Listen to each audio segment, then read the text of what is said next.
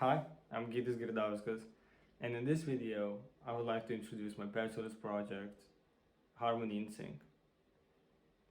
Before we continue, I want to say that this is not a formal video, and this is me just talking about and explaining and showing a few examples about the book, and basically going through it to help you navigate through it. Firstly, I want to explain the reason why I chose to do a booklet about section playing. And the reason is because I couldn't find a lot of literature for this topic. And usually what I found was technical books or exercise books that are only focusing on your improvement on your respective instrument. But that doesn't actually talk about the mentality and understanding of how do we actually play in a section. And in my experience, it's a sort of passed down knowledge of how to play in a section. You usually come into an orchestra and play with older cats, and that's how you get to know through practical experience. And I find it a bit odd that there's not much literature explaining how you can improve that before you actually get into the scene or your youth big band, youth orchestra. So this book is focusing on big bands, but the general idea works for every orchestra. The first topic I want to talk about is history. And history is very important because we have to know where we come from. Even though we're playing in modern big bands and modern orchestras right now, we have to understand why the lead trombone, trumpet, or saxophone player is the lead and why does it have the roles that it has.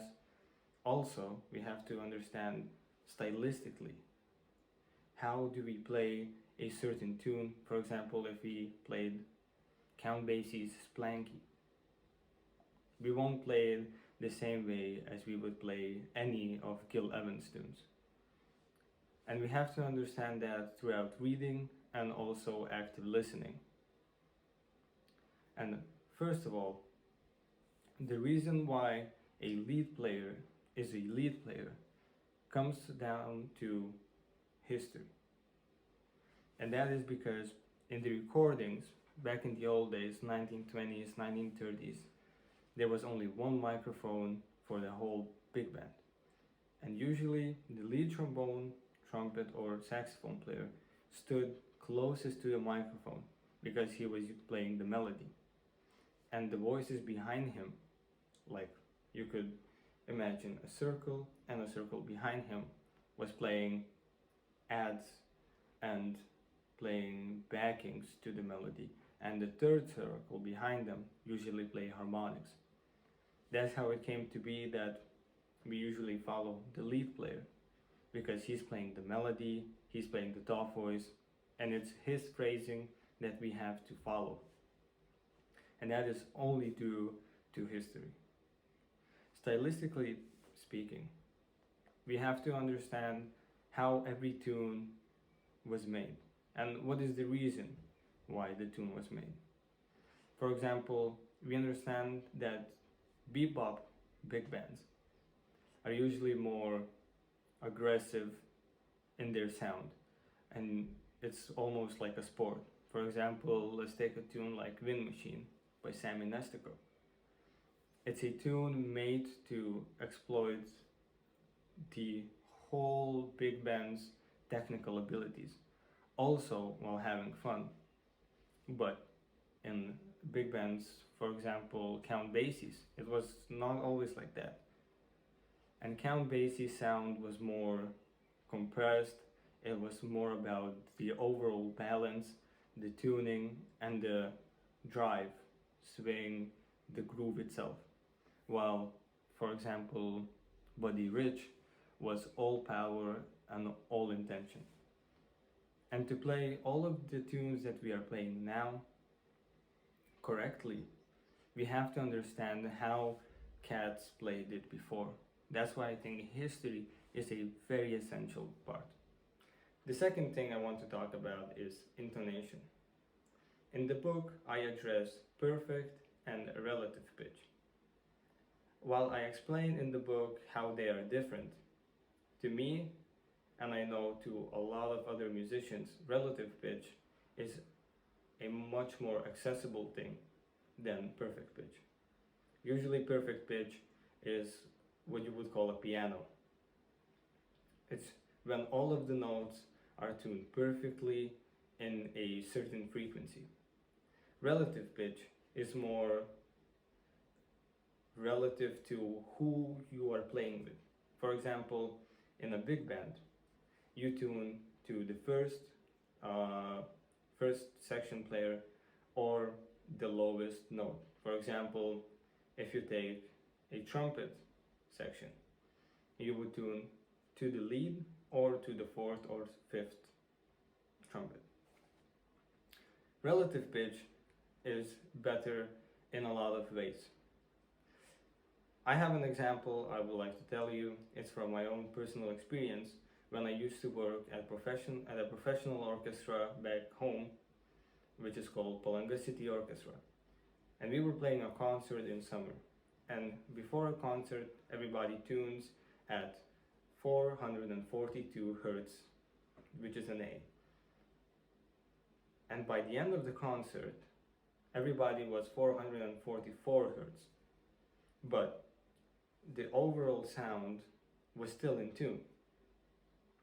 And that's why relative pitch is better, because you always adjust to the given situation and you stay in tune relatively with everybody else.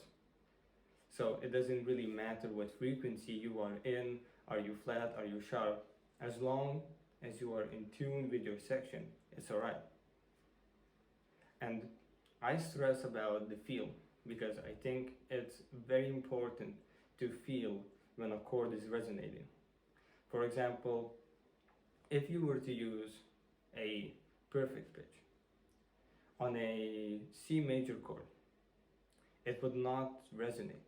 But if you use relative pitch and you hear that the major third should be a bit flat, you will start to notice that it starts to vibrate. And that's what we're seeking for. That's what makes all the sections sound so full. And if you take a C major 7 chord, you will find that if you tune it relatively, you will get a overtone above, and which is usually the prima. So you would get 1, 3, 5, 7, 1. And that makes the chord way bigger and way nicer than if I were to just press it on a piano. In the book, I show you some examples of exercises that I have used in my personal life that helped me greatly to achieve the proficiency in intonation that I have now. I will show you a few examples of how you can do it, and I encourage you to do it with friends. In all of these examples, I do it with great buddies of mine, and it's just a different thing when you do it with your friends, with live people, because the situations always change, and it's better for you to be accustomed to that.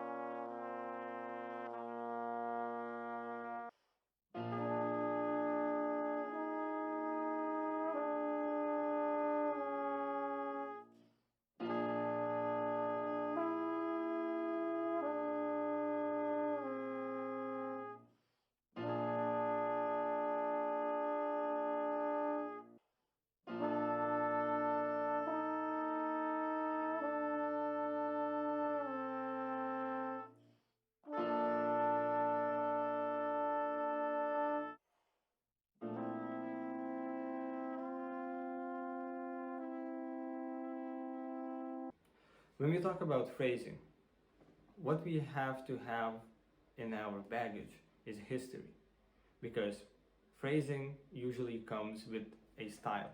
For example, swing era is phrased differently than bebop, and also swung differently than bebop, which is all stylistical approaches. It is personal what you choose and how you phrase, but it is also important to know what is tasteful in a certain style and what is not. In the book, I talk about how we follow lead and how it is important. But if you're playing lead, how do we actually practice phrasing? I do it in a way where I find recordings and I find players that I love how they phrase. I take small bites out of each one of them and I combine them, and that's how I get my own personal style. You can do this with the exercise that I have told you with active listening.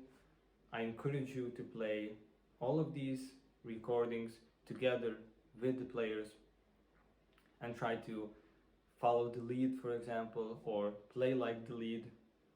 You can also play your own style above the lead. It's an approach, although I wouldn't recommend to do it for a long period of time because it can get in the way of actually getting to know how a style is phrased. Roles and responsibilities section is mainly for you to grasp what player does what. For example, if we take lead and we take the third, it's a very different functionality inside of a section and inside of the whole band. It is essential for you to know what each role does. So when you actually play, you get to know what am I doing and what is my purpose in this band.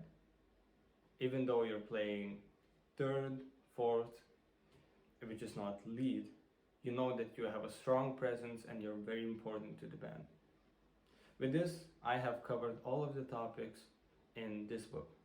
I hope this book is useful for you and you can find a way into ensemble playing.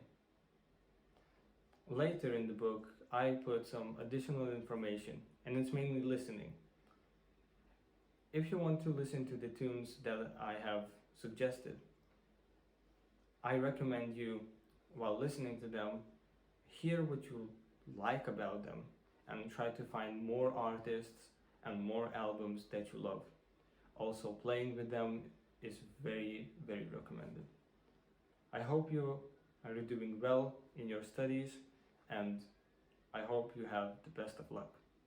Bye bye.